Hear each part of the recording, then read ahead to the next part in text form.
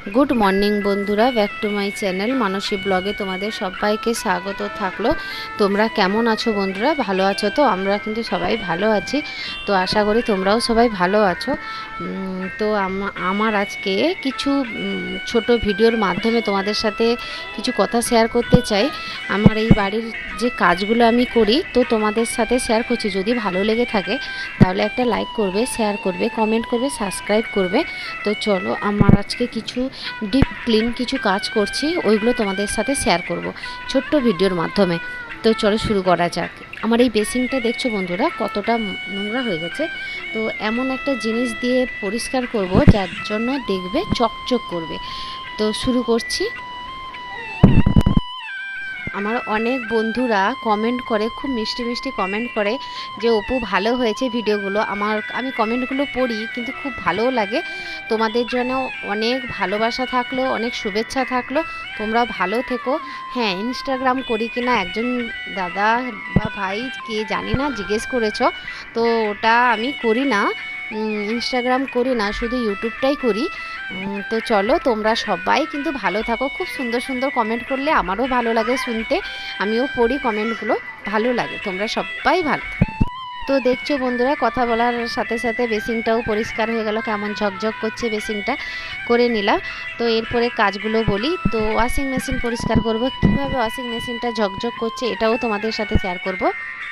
এর উপরে একটা ভিডিও বানাবো বন্ধুরা, ওয়াশিং মেশিনের ভেতরে কিভাবে পরিষ্কার করা হয়। এই জলে যে আয়রনটা জমে যায় না, ওই জন্য মেশিনও খারাপও হয়ে যায়। তো ওর ভেতরের অংশটা কিভাবে পরিষ্কার করতে হয় তোমাদের একদিন ওর উপরে ভিডিও করে দেখাবো। তো সংসারে যতই কাজ করো, সংসারে কাজ কিন্তু শেষ হয় না, যতই করতে থাকবে ততই যেন কাজ বেড়েই চলেছে। একের পর এক দেখবে কাজ বেড়েই চলেছে। এই বেসিন পরিষ্কার করলে তার উপরে পরিষ্কার করতে হবে। অনেক কাজ থাকে সংসারে, মানে কাজের শেষ নেই।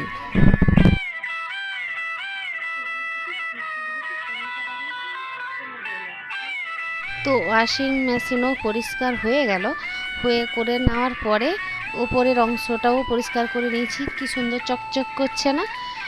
তো তোমরা সবাই কমেন্ট করবে কেমন লাগছে ভিডিওটা। তোমরা কমেন্ট না করলে আমি বুঝবো কি করে? তোমরা যে এত সুন্দর সুন্দর ভালো ভালো কমেন্ট করো, আমার খুব কিন্তু ভালোও লাগে। তো টিভিটাও পরিষ্কার করে নিলাম। তোমাদের সাথে গল্প করতে করতে আমার কিন্তু অনেক কাজ হয়ে গেল। সব কাজটা কিন্তু তোমাদের সাথে শেয়ার করতে পারলাম না, শেয়ার করলে কিন্তু অনেকটা ভিডিওটা লম্বা হয়ে যাবে। তো এই জন্য শর্টে কিছু দেখিয়ে দিয়েছি।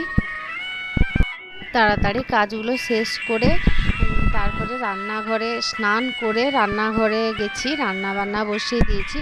ভাতটা আগে করে নিলাম, ভাতটা ফুটে গেছে। ভাতটা হয়ে যাওয়ার পরে মাংস, আমার ছেলে বললো চিকেন খাবে, তো এই জন্য মার্কেট থেকে চিকেন নিয়ে এসেছিলাম। আগে নুন, হলুদ, তেল, মশলা সব মাখিয়ে মাংসটাতে রেখে দিয়েছি। তারপরে আলুগুলো ভেজে নিব। আলুগুলো ভেজে নিলাম, আলুগুলো ভেজে নেওয়ার পরে মশলাটা করে নিব। এই আদা রসুন এগুলো সব একসাথে মিক্সিতে ফিক্সড করে নিব। তো চলো দেখাচ্ছি তোমাদের। এত গরমেও তো, গরমে হালকাই রান্না করব, বেশি রিচ করব না, অল্প মশলা দিয়ে চিকেনটা রান্না করব। তো প্রথমে পেঁয়াজগুলো ফেলে দিলাম। পেঁয়াজগুলো ফেলে দেওয়ার পরে পেঁয়াজটা হালকা ভাজা হয়ে যাবে, তারপরে আদা রসুনের পেস্টটা দিয়ে দিব। তো ওটা করে নিয়েছি, ওটা তোমাদের দেখাচ্ছি।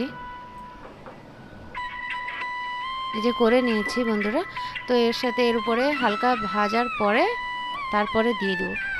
এই যে লাল হয়ে এসছে, লাল হয়ে যাওয়ার পরে দিয়ে দেবো।